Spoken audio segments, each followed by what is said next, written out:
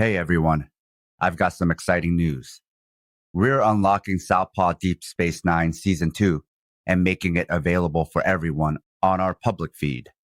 But if you love our work and want to be the first to listen to Season 3 as it's being released, head over to Patreon. There you'll find break-free versions of past SDS9 episodes, Southpaw and Fight Study, and our other bonus show, Fighters Brew. You'll also find our Liberation Martial Arts program, which is exclusive to our supporters. It's for beginner and advanced martial artists, as well as people just looking for fitness and rehabilitation. It's a gentle, wholesome, and embodied approach to training. Lots of individuals, trainers, families, friends, collectives, activists, and organizations are already using it.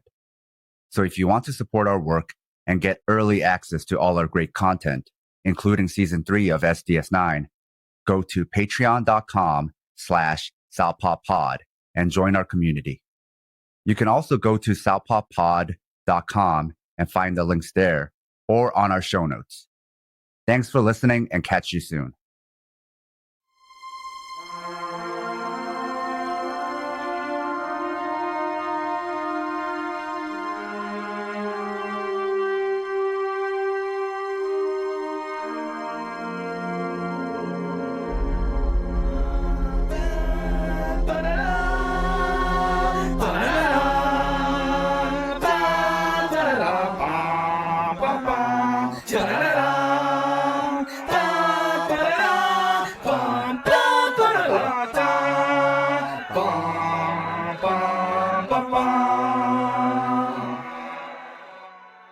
This is Southpaw Deep Space Nine Season 2, where we analyze Deep Space Nine and Star Trek from a political and historical lens episode by episode. I'm watching DS9 with fresh and hopefully less fan-biased eyes, and Scott is the veteran Trek fan who knows more context about the show. I'm super fan-biased. We are discussing Season 2 of DS9, Episode 10, Sanctuary. Scott, can you tell us about this episode?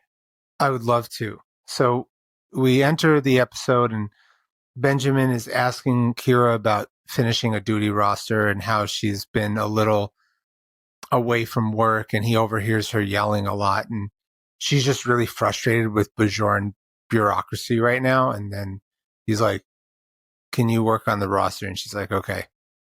And then we go to Quark's bar and there's some really dope ass space flute being played by this guy named Virani, and he's playing a variation of the theme of Deep Space Nine at Quark's, but it's like if Kenny G was good sort of vibe, like watery space flute. It's just really, it's heavenly. It's really dope. And Quark wants to meet with Kira because, you know, Kira had Virani come to Quarks and Deep Space Nine to play some music and do like a residency so he could sort of get his feet back because he was like a prominent musician. But Quark is pissed because the space flute is so mesmerizing that people are not buying things, like profit is going down. But Virani is like so appreciative to be playing again, and it's intimated that he wasn't able to play, and he's like, we need to create culture again in Bajor and have music halls and rebuild Bajor because culture and music and art is important. And Kira's like, that's true. Can you just play some faster music? And he's like, I can do that. And a ship comes through the wormhole with a plasma leak, and there's 4 people on the ship. Ben tries to talk to them. He's like, we're peaceful, but the Gamma peeps are confused. They don't understand each other. The translator is not used to like the complex syntax that they have. So there's like some, they don't understand each other vibes going on. And they need to be taken to the infirmary, and they're not paying Benjamin much mind. They trust Kira right away, and they have some really cool clothes. And Bajir tends to the wounds, and then they're finally able to talk, and they're Skria. And there are 3 million Skria that are dispersed in the Gamma Quadrant trying to find what they have in their like religion or mythos, the eye, which is the wormhole. And the reason why they're sort of vibing and listening to Kira is that it turns out that the Skrian are a matriarchy. So like all the women make the choices, and they say that it's because of this way. It's this way because men are too emotional to be leaders. And we find out that the woman there her name is Hanek, and she's not the leader of the group. She's a farmer. They're a farming culture. Their whole thing is farming, and they're looking for their land called Kentana, which is the sacred mythological home of the Skria, and also known that they call the promised land of sorrow. And that is beyond the eye, where the Skrian will find and bring joy. I don't know if you're sensing foreshadowing, but I certainly am. And we find out that the Skrians have been oppressed by the T-Rogarians for 600 years. At least that was before they were defeated and conquered by a group called the Dominion. Ba, ba, ba. So now that they escaped, and so now all the Skria are just looking for the wormhole, and so they're the first people to do that. And Kira brings Hanek a dress, which is like a misunderstanding of an earlier scene where Hanek is talking before they understand each other about this dress, and it turns out that she hated the dress, and Kira's like, yeah, it's a really ugly dress. And then we see Nog and Jake talking about women, and the Skrians are starting to come to the station, and it's like pretty uneasy. And like Nog is causing mischief and like spraying some Skrians with like stink powder. And Odo and Quark have this talk about the Skria, and Quark is like, they're taking up space. They're using without participating, which is a big sort of element of the episode. And so as the matriarchy start coming, they make Hanek the leader for this role of finding Kentana. And Ben is looking for a place for them. He's like, I feel like we can find a planet that they could go to. And there's a nice scene of Varani and Hanek, and Varani's like, as a Bajoran, I understand what it's like to be displaced, and gives her like a hologram CD. And then Nog and Jake get into a fight with some Skria boys, like from that they sprayed stink dust on, and the tension is building. So the Foundation finds an M-class planet, which is like an inhabitable planet called Draylon 2 or Traylon 2. I wasn't quite sure which one it is, whether it was a T or a D, but we're working. And they're like, we're going to offer this to the Skria. But Hanek explains that it's unnecessary because looking at what's going on, they believe they have found Quintana, because what is Bajor but the planet of sorrow beyond the eye? And they're like, we're going to go there. So the Bajoran government comes, and they've taken their request, the Skrian's requests, very seriously, and they explain why, from a logistical and pragmatic standpoint, why they can't take them, and they deny them because they feel that they can't handle 3 million people coming to the planet right now as they're rebuilding. And they're just like, we're rebuilding. And Hanek's like, but you could just give us the Northwest Peninsula. It's farmland. We can live there. No one lives there. We can just farm. And they're like, well, what if there's famine? What if you need stuff? And they're like, don't worry about us. And they're like, well, we can't worry about you. If we need to worry about you, we're going to have to intervene and help you. And we just don't have the resources. And to help them would deprive the Bajorans. And Kira is like really torn about this. She really wishes Bajor was Quintana for them, but understands why this is an untenable move. And Hanek is betrayed. She feels betrayed, and she's like, you came here for forgiveness, but I do not forgive you. And as they're talking, they find out that a Skrian, which is Hanek's son, is heading to Bajor in like a messed up shift to forcibly go there. And there's this like intense scene where like Bajoran vessel, like interceptor vessels come and they're like, you can't come in here. And there's a lot of confusion and they get like the military on board and Ben's like, do not fire on them. Do not fire on them. Except the Skrian ship are shooting and that likely is the ship is caused to explode. And because of that, the Skrian decide they will accept Traylon too. They will go there. They will have their exodus. And Hanek is like, we really could have been great together. And the truth is, I just feel sorry for the Bajorans. 50 years of Cardassian rule made you frightened and suspicious. And Hanek is like, you're right. Bajor is not Quintana. And the episode ends. A note to our listeners. If you love the Southpaw Project, please support us and help us get paid for our labor by financially supporting us on Patreon. This will give you access to exclusive bonus content, like early releases of Southpaw Deep Space Nine, our fictional narrative podcast, Fighters Brew, break-free versions of our shows without interruptions like you're hearing now, bonus articles, Fighters Brew transcripts with extra content, Liberation Martial Arts Online, as well as our private chat group on Discord. You can also make one-time donations at Ko-Fi or show your solidarity by wearing our swag. You can find all pertinent links at southpawpod.com. So we start out with Quark talking about how he tracks hourly figures, which sounded overboard in the 90s, which is the comedy, but now companies get real-time figures. So some old jokes about capitalism don't land anymore because those jokes are now capitalism. Have you ever like worked with Microsoft Teams? No. It's like terrible. You can just, your boss can just contact you or call you and just like check your productivity at all moments. So now the modern boss is worse than Quark. In many ways, I think the capitalistic rat race that we live in right now is a hellhole.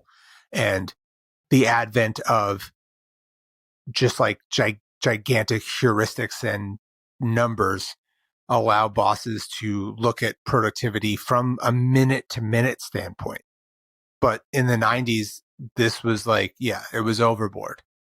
So this Ferengi world that was supposed to be satirical and comical, now in hindsight watching it, we realize that's where we're living.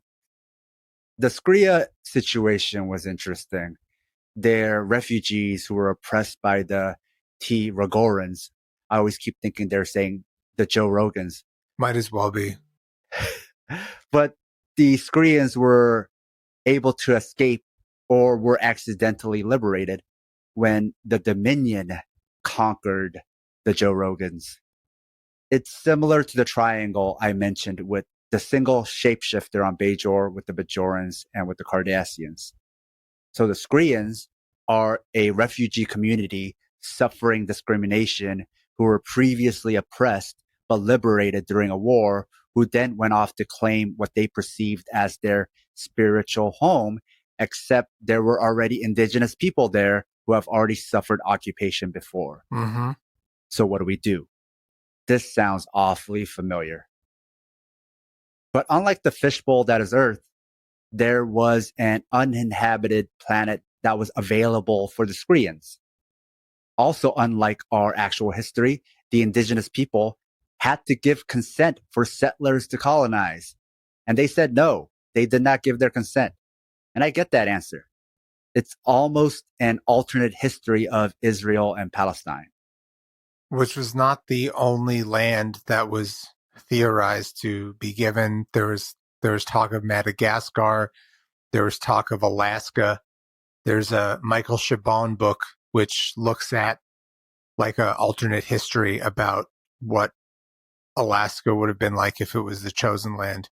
It's okay. But those areas also had indigenous people there too. It also seemed like a convenient way to say the Jewish people aren't Europeans, so get the hell out of Europe. but we want you out for your own good. Oh, yeah. It's complicated. So where this episode got messy was when they began to shame and guilt the Bajorans about their decision.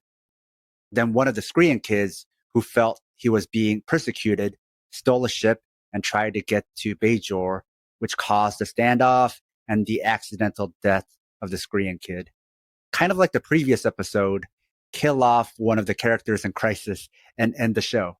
Yeah, it's just like we don't want to carry this thread for very long, so we're just going to create some conflict to resolve. There you go. So you had these bad things happening to the Skreans, but that didn't make me empathetic to the argument that the Skreans were entitled to have Bajor, especially when there's a whole uninhabited planet. I guess like the episode before this Second Sight, I didn't know why I should care about these characters. There was a premise here that could have really tugged at our emotions and asked the tough questions, just like Second Sight could have.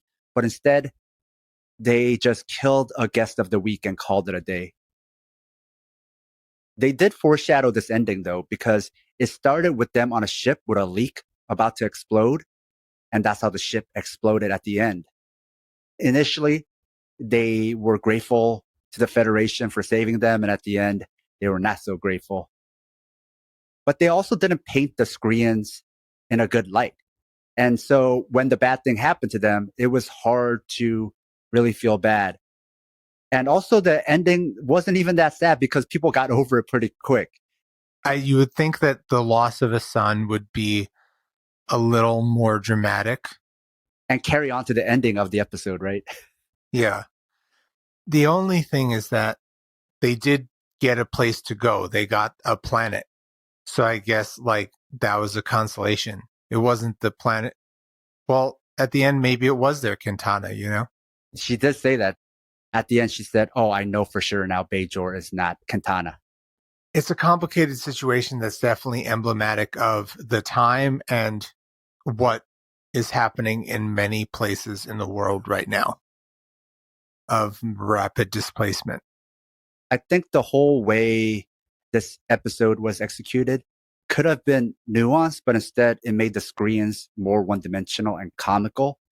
And that final speech that you were mentioning kind of sounded like a weird breakup, but with someone you never got into a relationship with, which was also a comical motif in 90s episodes of the week, right? You could have a show. Let me give you an example, like a 90s show, The Wonder Years, let's say, and there's this girl that likes the Fred Savage character, and the Fred Savage character doesn't like her, doesn't want to go out with her.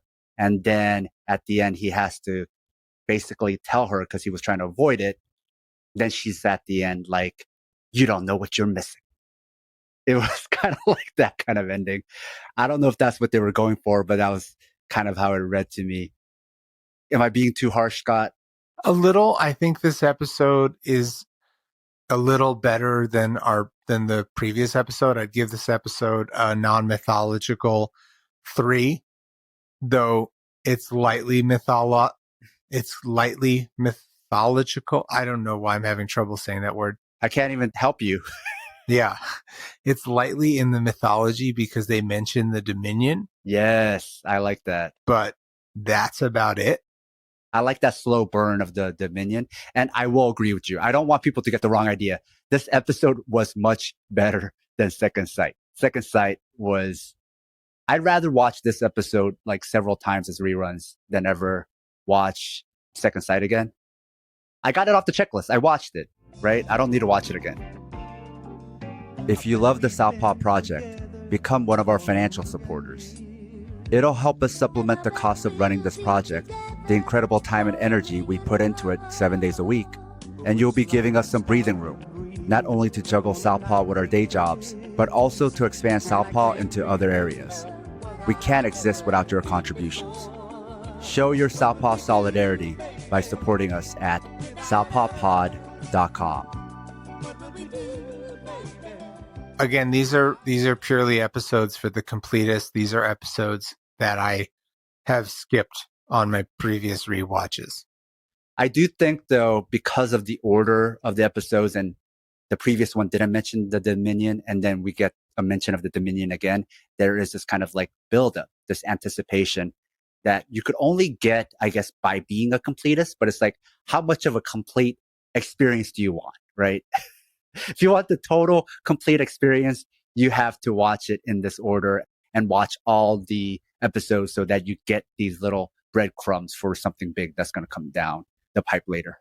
Yeah, and it's like literally one sentence. Yes. But it did that same thing again where it kind of zoomed back and then you got some people's facial expressions and they pause and they're like, what? Whenever they do that in 90s TV, you know that's important.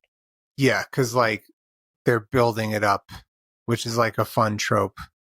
I've joked with you, like I was like, oh, I doubt they're going to mention the Dominion again.